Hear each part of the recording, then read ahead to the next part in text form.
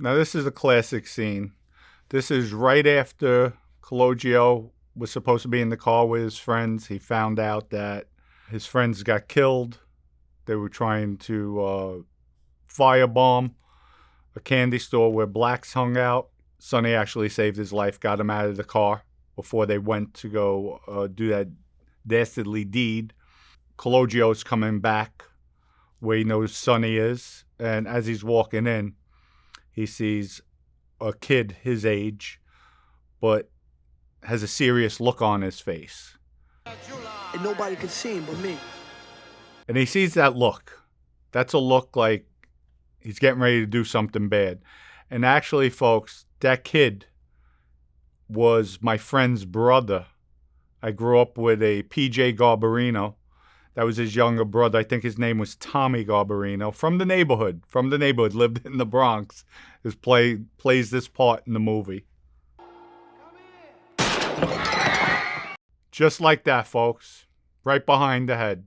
You know it. You know by the look something's going to happen. He's geared up. And you have that serious, you're on a mission. When I was in the life and I had to go do a hit, you're just focused. You have tunnel vision. You see nothing around you. Even though you're observing people around you, you see nothing but the target. And that's with this kid, the look and everything. That's what he sees. Now, with that chaos, obviously, they grabbed him. Sonny's on the floor. Sonny's dead as a doornail. He's not moving. There's no resuscitating him, no reviving him. Got one in the back of the head, and that was it. But with this kid, now, if that was us, and just say it was Vinny that got shot in the back of the head and I'm there, we grabbed the guy, that's it. They'll never see that guy again. We're going to take him somewhere and probably torture him. He's going to wish he was dead. And we would definitely go to work on him. They would never find him again. Sorry, I thought I was alone. I'm just thinking out loud. Now, in this scene, Sonny always used to preach to Cologio, nobody cares. Nobody cares. And you know what? Sonny's right, really. People don't care when you're in the Mafia, you're in the life. What we do say is you're only as good as your last envelope you give, meaning money, or the last good deed you do. After that, everything in that life is short-lived. They do forget about you when you wind up dead, like Sonny is right now, when you wind up in jail. I just previously said Sonny was dead as a doornail on the floor, got one in the back of the head. Stay tuned because we're coming out with a video. I'm going to let everybody know there's a mobster who I was very close with. Back in the day, he got shot in the back of the head, but he lived. Cops didn't know about it. Law enforcement had no idea whatsoever, me and the FBI. But stay tuned for that story. That'll be coming out soon. But over here, too, now this is at the end. I'll continue to play it and then move on. You Lorenzo, the bus driver's kid? Yeah. Now, right there, this guy, he's a made guy, obviously. When I was in the Bonanno crime family, we were prohibited to go to wakes, weddings, social gatherings because of law enforcement, the surveillance they have. They depicted this in this movie as well because this man, who's a made guy, he's in Sonny's family, came to pay his respects to Sonny after everything was shut down, after everybody left, probably after the FBI, they close up shop, they leave, there's no more surveillance. So we call that he snuck in. He was the guy when, in the beginning of this movie, when the guy came at and hit the baseball bat on the car, hit his head, that's the guy. Joe Pesci played that part. And Sonny actually shot the guy in the street. And Cologio was a little kid at that time. When the cops questioned him, because he saw Sonny do it, he said, no, that wasn't him. And he knew about that, obviously. Yeah, the baseball bat. You were the guy that got hit with the baseball bat, right? See?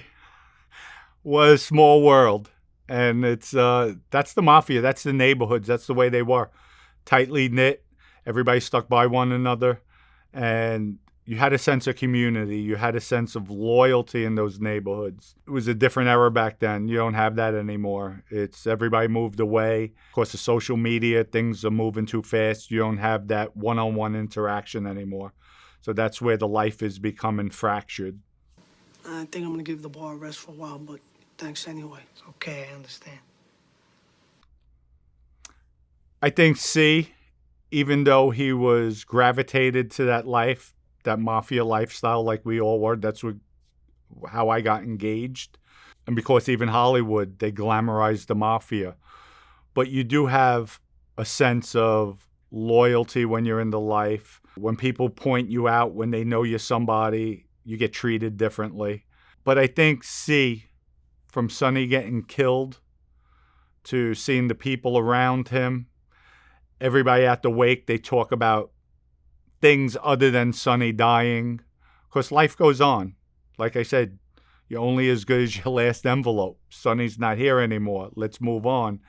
So they forget about you. So I think C smartened up because of his father. The father always lecturing him that the streets aren't your friends. And that's why when Carmine just mentioned to him, if you want, stop by the bar, he said, nah, I think I've had enough. C sees his father was right. He listened to his father. His father was always in his ear. The streets aren't your friends. The tough guy is the working man, not the gangster. It's easy to be gangster. You think everybody's your friend. They're not your friend. They portray that because they're all phonies when it comes to it. You have 99% of the people in the streets, they're phonies. They're out for themselves. And once you're gone, whether in jail or dead, they forget about you just like that, like they did me. Was that fight really over a parking space? No. See, in that life, that fight wasn't over a parking space. It was over probably a dispute. Could have been over drug deal. Didn't get his money. Could have been over a gambling debt. Didn't get paid. You never know. But it wasn't over a parking space. And Sonny did what he had to do. He stuck up for his friend. Because when you're in the mafia and you're made guys, everybody's your brother. So right, wrong, or indifferent, you're supposed to get your brothers back. And that's what Sonny did that day by killing that man.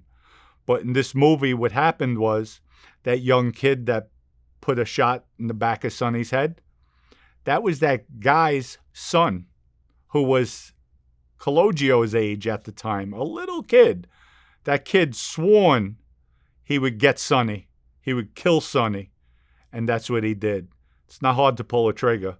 When you have that determination and you have it in you that it has to get done, it'll get done. And that's what that kid did. He revenged his father's death. That's why in Sicily, if they killed the father and there was other siblings that were men, and at that time they were kids, they would kill the kids. They would kill the male just because of the revenge. They knew later on the kid would go to kill whoever killed their father. So that's just, it's a ruthless way of thinking, but it's a smart way of thinking. Don't forget, you need anything, you come to the bar and you see me. Anything. All right. So long, kid. Now, C is totally surprised, totally shocked, because Robert De Niro, who played the part of C's father, always battled with Sonny. Stay away from my son. I don't want you near my son. I want my son out of this. You can't teach my son this. And Sonny was like, he's getting two educations. I'm teaching him about the streets, about the way of the streets. And obviously at home, you're teaching them about the law-abiding way. And I protect your son. I tell him to stay away from things. But sometimes as a kid, even though they're telling you to stay away from illegal activities, when you're doing it, the kid sees money. They see all the accolades you receive from other men. They see people jump at your every whim. And that's enticing to a young kid. It was to me. And that's where I gravitated to the life. I wanted that. I wanted that acceptance or that power. I came to pay my respects to your friend. See, that's a touching scene. That's a father who loves his son dearly. And you have C finally realizes the cruel things he said to his father. They did, the actions. that at the end of the day, Robert De Niro, who was his father, only went out of respect for his son because he knew his son loved Sonny. So to show his respect. Now, that's what you call a man's man. That's somebody who understands respect. And then also he's teaching his son the value of loyalty, of respect, and honor. And just because I don't like somebody, but you're my son and you respect him, you love the guy, passed away, there was a tragedy, I'm going to come here out of respect for you, the love I have for you because you're my son, and show that respect. May God have mercy on your soul. And that's so true. He never hated him. He was probably jealous and envious that he saw his son gravitating towards Sonny more than himself, especially the relationship he had with his own son growing up, going to baseball games, boxing events.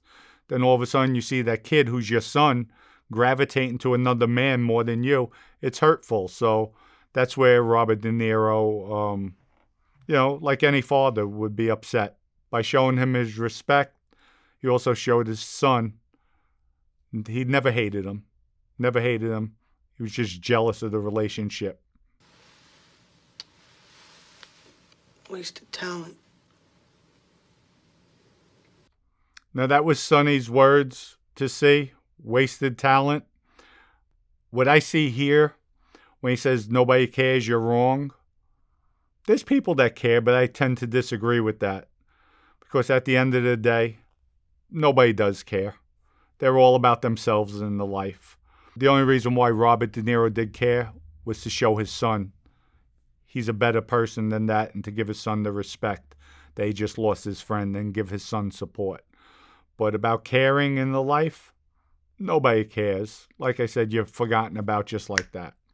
So I hope everybody liked this interview. Remember, we're coming out with another one where somebody did get a bullet in the back of the head, a legendary mobster, and lives till this day to talk about it.